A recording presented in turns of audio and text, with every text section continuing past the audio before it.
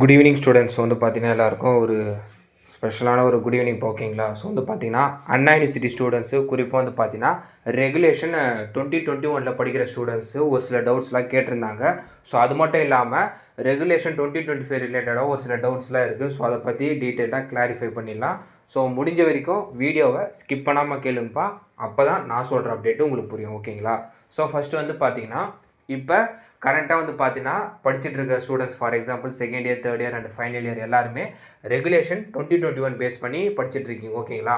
ஆனால் வந்து ஒரு சில ஸ்டூடெண்ட்ஸ் என்ன கேட்குறாங்கன்னா, ரெகுலேஷன் 2021 படிக்கிற எங்களுக்கு வந்து பார்த்தீங்கன்னா ரெகுலேஷன் 2025 இன்ட்ரடியூஸ் பண்ணுறாங்களா அண்ணா யூனிவர்சிட்டி, இதனால் ஏதாச்சும் எங்கள் ரெகுலேஷன் அஃபெக்ட் ஆகுமான்னு சொல்லிட்டு நிறைய பேர் கேட்குறாங்க ஓகேங்களா. ஏன்னா இப்போ ரீசெண்டாக தான் ஒரு ஃபியூ டேஸ்க்கு முன்னாடி ரெகுலேஷன் 2025 ரிலேட்டடாக சர்க்குலர் விட்டுருந்தாங்க. ஸோ அது பேஸ் பண்ணி நிறைய டவுட்ஸ் கேட்டிருக்காங்க.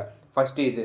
நெக்ஸ்ட் வந்து பார்த்தீங்கன்னா இப்போ எக்ஸாம்ஸில் ஏதாச்சும் அரியர் ஆகிட்டா ஃப்யூச்சரில் நாங்கள் அரியர் எக்ஸாம்ஸ் எழுதும் போது ரெகுலேஷன் சேஞ்ச் பண்ணுறதால எக்ஸாம் பேட்டர்ன்ஸில் ஏதாச்சும் மாறுமா, இல்லை எக்ஸாம்ஸை அவங்க ரெகுலேஷனுக்கு ஏற்ற மாதிரி நாங்கள் எழுதணுமான்ட்டு அதுவும் கேட்குறாங்க.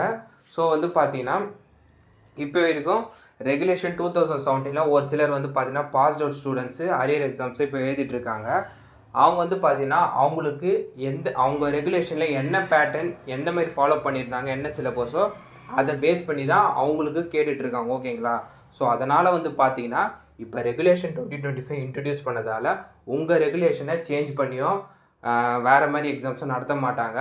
அவங்களுக்கு லான்ச் பண்ணாலும் உங்களுக்கு என்ன ரெகுலேஷன் என்ன பேட்டர்ன் எக்ஸாமோ ஸோ அதே தான் உங்களுக்கு கண்டினியூவாக ஃபாலோ பண்ணுவோம் ஓகேங்களா. இது மாதிரி தான் வந்து பார்த்தீங்கன்னா 2017 ரெகுலேஷனுக்கோ பண்ணாங்க உங்களுக்கு முன்னாடி இருந்த, அதுக்கு முன்னாடி இருந்த 2013 ரெகுலேஷனுக்கோ இதே தான் பண்ணாங்க ஓகேங்களா. ஸோ இதை நினச்சி யாரும் ஒரி பண்ண வேணாம்.